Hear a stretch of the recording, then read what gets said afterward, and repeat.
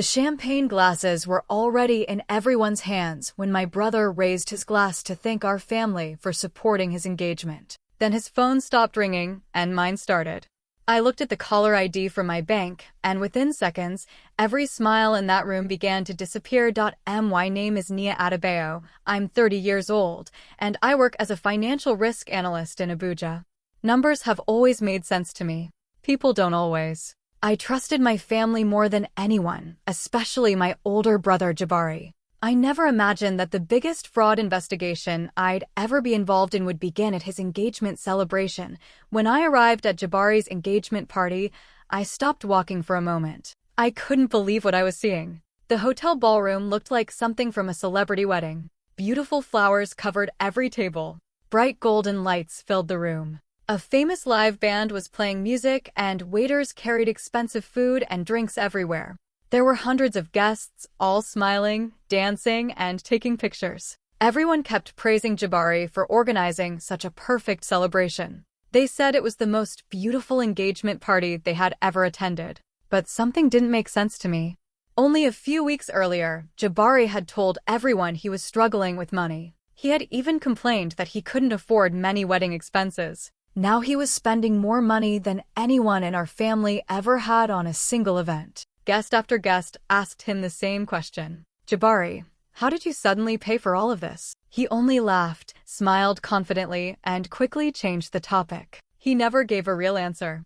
I tried to enjoy the evening and told myself maybe he had received help from someone. I didn't want to think badly about my own brother on such an important day. Still, I couldn't shake the strange feeling growing inside me. Every time I looked around the room, I felt something was wrong, even though everyone else looked happy. Then, just as Jabari picked up his glass to prepare for a special family toast, my phone started vibrating inside my handbag. I quietly took it out and looked at the screen. The caller ID showed it was my bank's fraud department. My heart immediately began beating faster. I answered the call, and the woman on the other end calmly asked, Miss Adebayo, are you currently authorizing multiple transactions at the Royal Crown Hotel? I quietly walked out of the ballroom so no one would notice me. The music was still playing inside, and everyone was laughing, talking, and enjoying the celebration. I took a deep breath before answering the bank representative's question. My voice was calm, but my hands were shaking. I said only one word. No. There was a short silence on the phone. Then the woman spoke very seriously. She told me they had immediately frozen several payments because they believed someone else was trying to use my credit card. She asked me another question. Miss Adebayo, has your card been lost, stolen, or shared with anyone recently? I quickly opened my handbag and checked my wallet. My credit card was still there, exactly where I had always kept it. I held it in my hand for a few seconds, trying to understand what was happening. I had never lost it. I had never given it to anyone. I had never allowed anyone to use it. If my card was still with me, then someone had somehow copied the card details without my knowledge. My heart started beating even faster. I thanked the bank representative for calling and ended the conversation. Before putting my phone away, I opened my banking app. Several payment attempts were listed one after another. Every single one had the same merchant name. I stared at the screen, trying to understand why that name looked so familiar. I slowly walked back into the ballroom. This time I wasn't looking at the flowers or the guests. My eyes carefully searched everything around me. Then I noticed a table beside the gift area. Several hotel invoices and booking papers were neatly displayed there for the event organizers. At the top of every invoice was the hotel's official logo. I looked back at my phone. Then I looked at the invoices again. The merchant name on my banking app was exactly the same as the name printed on those hotel papers. For a moment, everything around me seemed to disappear. My mind finally connected the pieces. The blocked payments were not for some random purchase. They were connected to this hotel. They were connected to this ballroom. Then the terrible truth hit me. The engagement party everyone was celebrating was being paid for with my account. I stood quietly near the back of the ballroom and slipped my phone into my handbag. My heart was full of questions, but I refused to make a scene without knowing the whole truth. I could have walked straight to Jabari and demanded an explanation. I could have shouted in front of everyone and stopped the celebration. But I knew that if I acted too quickly, he might find a way to deny everything. I wanted to understand exactly what was happening first, so I stayed silent and watched carefully. Jabari looked happier than ever. He laughed with guests, thanked family members, and proudly posed for photographs with his fiancée.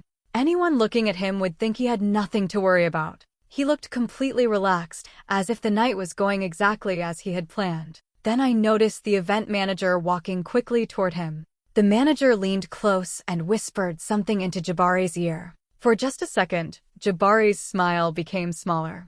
But almost immediately he laughed, patted the manager on the shoulder, and pointed toward the stage. His body language said everything was fine.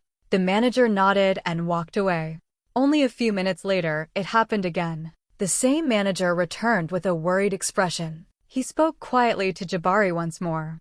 Again, Jabari smiled with confidence, waved his hand, and acted as if there was nothing to discuss. He continued greeting guests as though he had complete control of the situation.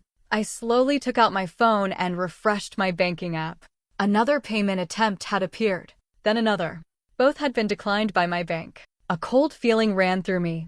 Whoever was trying to charge my card kept trying again and again, but every payment was now being rejected. It was obvious the person making those payments did not know the bank had already blocked the card details. I looked at Jabari again. He was still smiling. He was still thanking people for coming. He was still acting like nothing had changed. That was when I realized something important. If Jabari really was the person behind these payments, he had no idea they were already failing. I barely had time to think before I saw the event manager looking around the ballroom once again. This time he wasn't walking toward Jabari. He was looking directly at me. Then he began walking straight in my direction. The event manager stopped in front of me with a polite smile, but I could see the worry in his eyes. He spoke softly because he did not want to disturb the guests. "Excuse me, Miss Adebayo," he said. "I'm very sorry to interrupt your evening." I looked at him without saying anything. He held a folder in his hands and looked nervous. It was clear that something had gone seriously wrong behind the scenes. He lowered his voice even more and said, "We have a small problem. Several payments connected to this event have suddenly been rejected. We have tried to process them again, but they are not going through. Do you have another card we can use to complete the payment?" For a moment, I simply looked at him. He believed I had booked the entire engagement party. I realized he had no idea I knew nothing about any of this. A few guests standing nearby heard his question and stopped talking. They turned to look at us. Within seconds, more people noticed that something unusual was happening. The happy conversations became quieter. Even the musicians slowed down as people looked around the room, trying to understand why the manager was speaking to me instead of Jabari. The manager waited patiently, expecting me to take out another bank card and solve the problem. Instead, I looked him in the eyes and answered calmly, "I didn't organize this party." He blinked in surprise. "I'm sorry," he asked. "I didn't book this hotel," I repeated. "I didn't plan this engagement party, and I didn't authorize any payments for it." The words spread through the room faster than a whisper.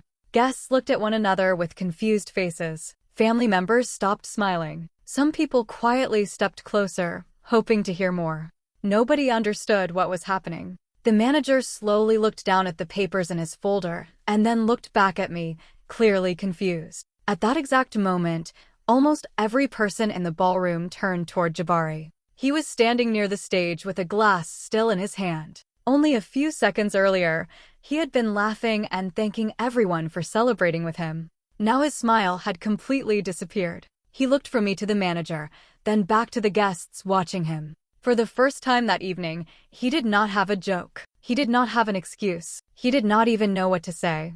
For the first time since the celebration began, Jabari looked truly nervous. Jabari forced a smile and quickly walked toward us before anyone else could ask questions. He laughed nervously and raised his hands as if the problem was very small. "Everyone, please relax," he said. "It's only a banking error.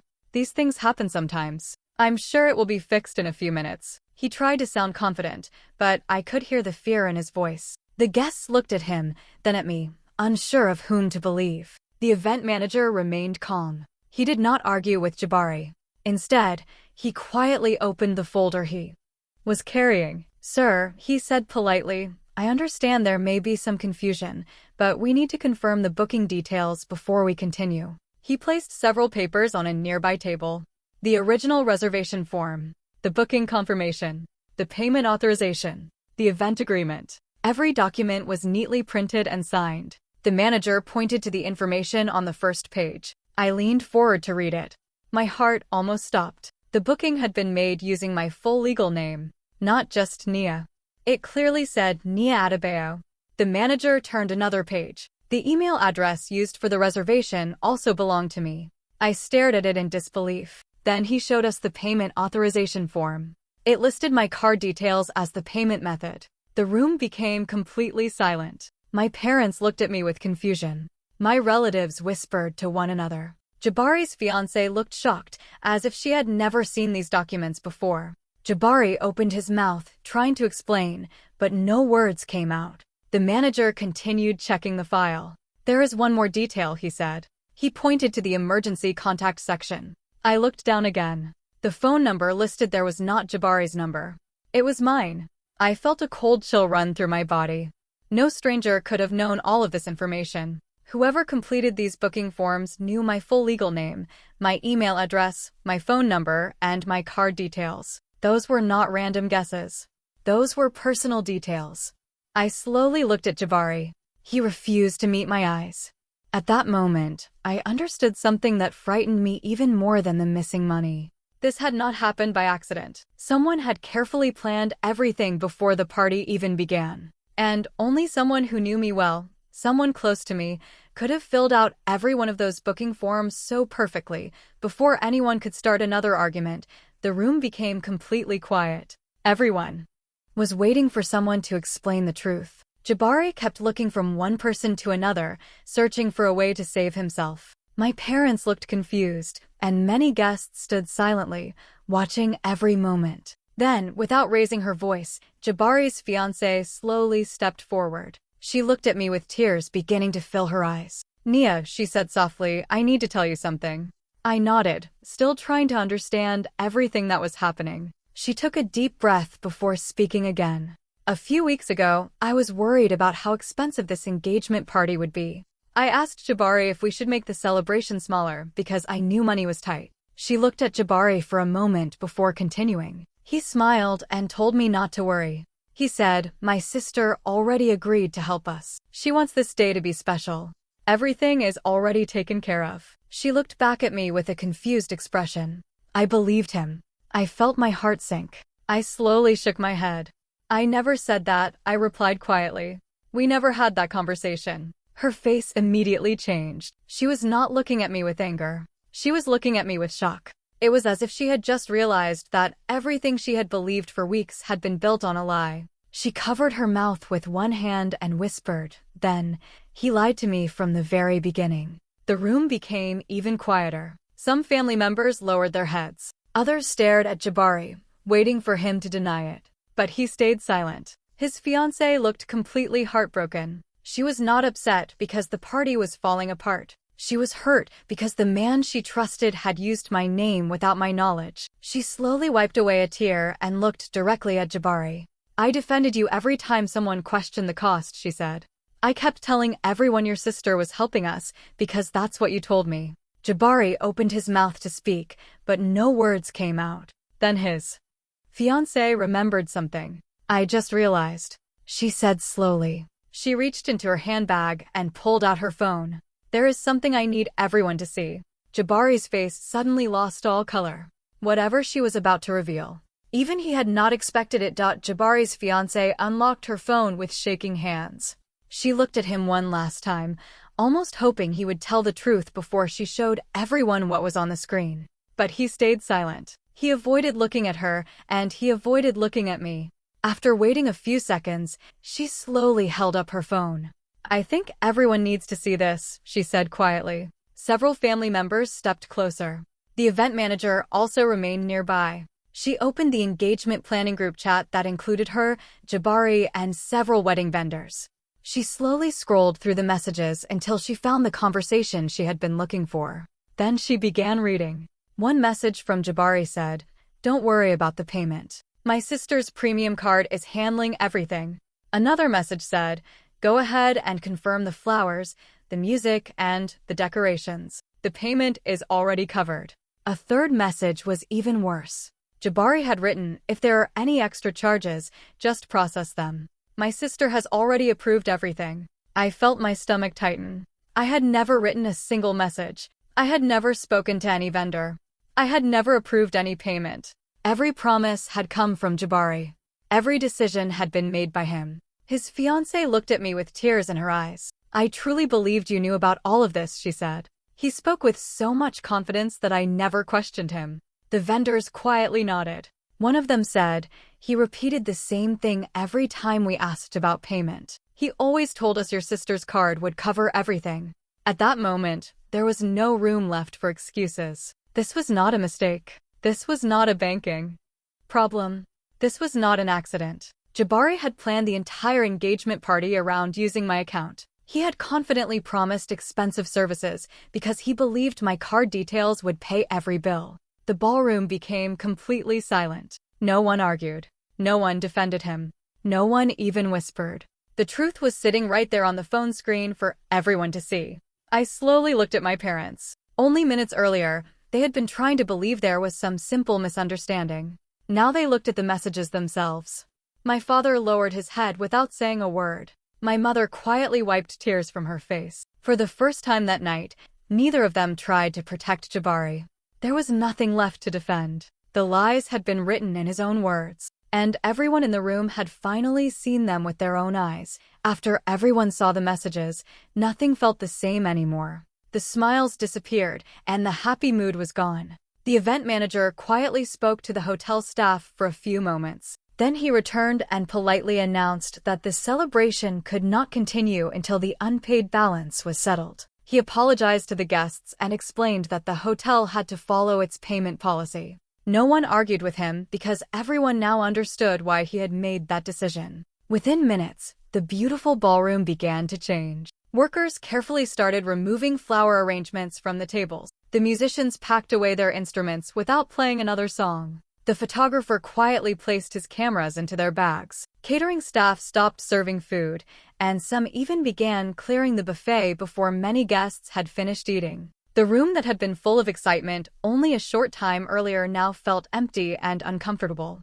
One by one, guests picked up the gifts they had brought for the couple. Some quietly wished Jabari's fiancée well before leaving. Others simply walked toward the exit. Without saying a word, no one wanted to stay any longer. There were no loud arguments. No one shouted across the ballroom. No one caused a scene. The silence was far more painful than any angry words could have been. I stood where I was and watched everything happen. I never imagined an engagement party could disappear so quickly. Only minutes earlier, everyone had been waiting for the family toast. Now people were leaving before a single glass had been raised. Jabari finally walked toward me. His confidence was completely gone. His shoulders were low, and his face showed fear and embarrassment. He looked at me with desperate eyes. "Nia, please," he said quietly. "Can you just fix this? Please pay the hotel. We can talk about everything later. Don't let our family become a joke. Think about our parents. Think about our reputation." I looked at him for a long moment. This was the first time all evening that he had asked me directly for help. But he was not asking because he was sorry. He was asking because he wanted to save himself. I calmly shook my head. "No," I said. "I will not pay for something I never agreed to." Jabari lowered his eyes. As more guests walked out of the ballroom, he finally understood that the celebration was over. The engagement party had ended before the first toast was ever made. A few days after the engagement party, the bank's fraud team and the investigators finished reviewing everything. They carefully checked the payment records, the booking information, and the devices that had been used. I answered every question honestly and gave them all the information they needed. I wanted the truth, no matter how painful it was. The investigation finally explained what had happened. Months earlier, I had used our family computer to buy airline tickets for a work trip. I had chosen the option to save my payment details because I thought it would make future purchases easier. After I finished, I completely forgot about it. I never imagined anyone would use those saved details without asking me. The investigators confirmed that someone had opened the same computer later and used my stored card information to make the hotel booking and other payments connected to the engagement party. When I heard that, I closed my eyes for a moment. The person who had done this had not stolen my wallet. They had not hacked my bank account. They had used something inside our own family home.